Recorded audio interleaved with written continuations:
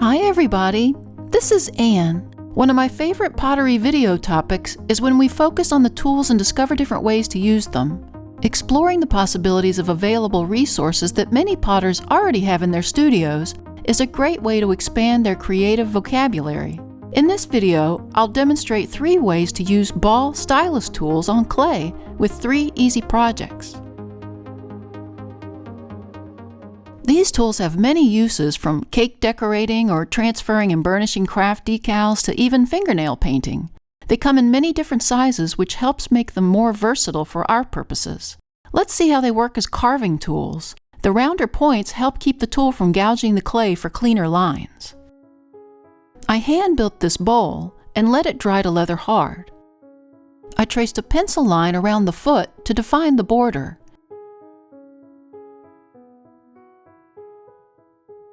I then traced a line around the rim. Now I have that space on the body for my details. I turned the piece over and divided the foot ring first into fourths, north, south, east, and west, in accordance with the square rim. Then I did it again into eighths. I began connecting the points to the corners and side areas along the rim. On each line, I drew leaf shapes all the way around. If you want to learn how to make this bowl, check out the video link above.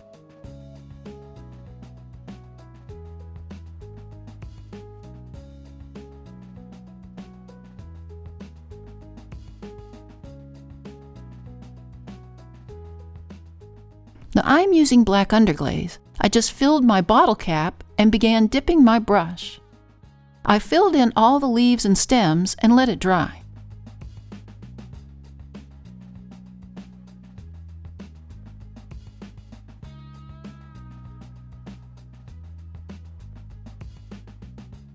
I'm using the smaller ball tip tool so it'll catch the clay and make the cuts I need but still be wide enough for a nice trail.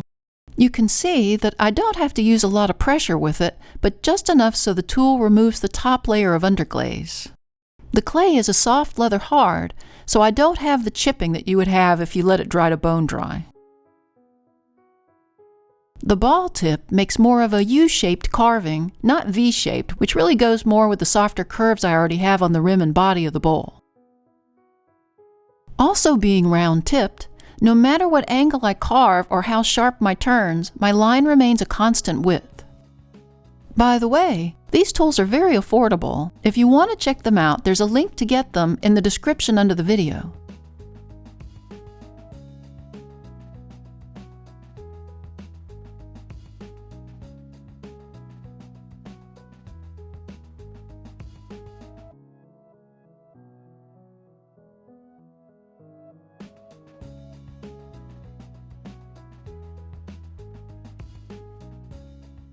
Remember, try not to blow the crumbs away, as you don't want the dust in the air. Instead, I use a soft bristle brush to wipe them away.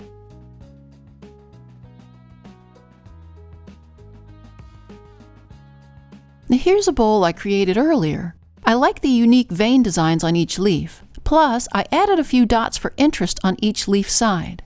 I glazed the inside and around each leaf with my white liner glaze. I glazed the rim down to the outer rim line with Amico Celadon glaze. Somehow the leaves with the little dots look musical to me, so the pot sings when I turn it around.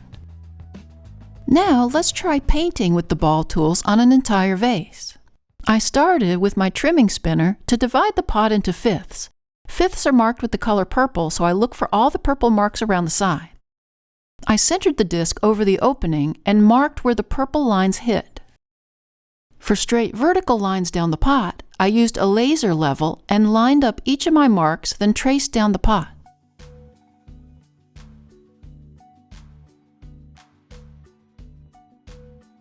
For my horizontal lines, I used a measuring tape and made marks 1 inch apart. I steadied my pencil on each mark and turned the pot around on the banding wheel to make the straight lines. I'll be using this bigger ball tool first. I like to test the flow of the underglaze on the table before committing it to the pot. Your marks should look like this. If the underglaze skips, it's too thick and add a little water, but if the underglaze runs, it's too wet, let it dry out a bit. This process goes really quickly. Just dip and pull the tool downward. As the underglaze depletes from the tool, the line becomes thinner. I just did a series of 3, then dotted it along the points. I staggered my pattern by starting the next series of lines in the center of the next lower line, then continued that pattern all the way around and down.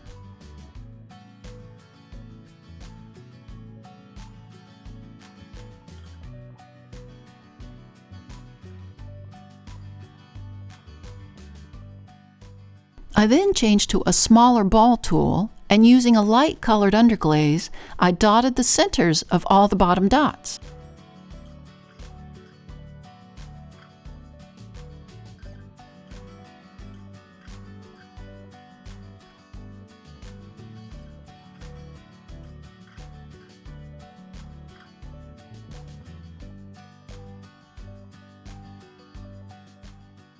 Now here's a piece I made earlier. I sponged on some underglaze to the pot along the bottom section for more of an ombre look. I painted black underglaze on the rim. I glazed the rim with Spectrum Black. I used Amico Clear C11 along the body to accentuate the colors for this great patterned look. If you want more pattern ideas to make with your ball tools, I made these from one of our past videos. Check out the link above. I'll give you a variety of patterns, and the tools are so easy to use. Finally, I'll show you how to notch with the Stylus tools. Sounds like a new dance move, right? Starting with a soft leather-hard pot, I again divided it exactly like I did with the second pot.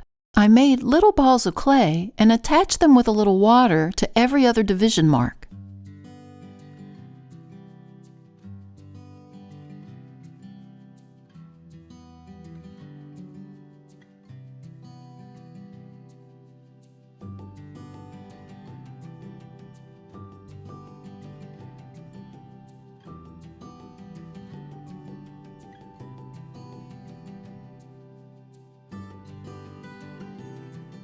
I'm using this smaller size ball tool and pushing it into the center of each little ball.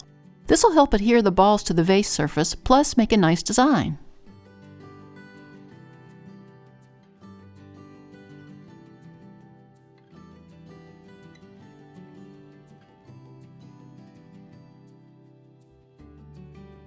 Around each button, I'm pushing the tool down and into the clay to notch it. The excess clay comes up and around the tool like a hood. I'm trying to keep those little hoods intact, so I'm careful about pulling the tool back out. If the hood starts to splinter, wet the ball of the tool and go back under it so it slakes back to how you want it. If some of the top parts of the hood do pull away, it's not a big deal. It just adds to the character.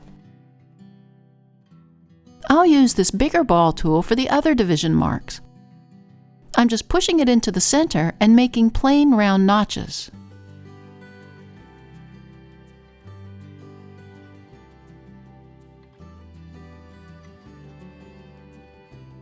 Now I'm back to the smaller ball tool to create smaller divots inside the bigger ones.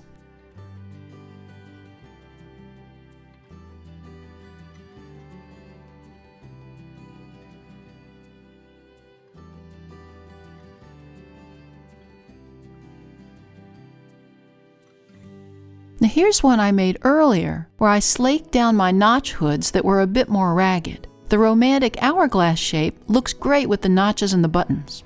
I glazed it by giving it a wash of blue and green underglaze and wiping it back. Then I glazed it with eggshell glaze. It gives the piece a nice, almost antique-y look that's beautiful with those flower patterns.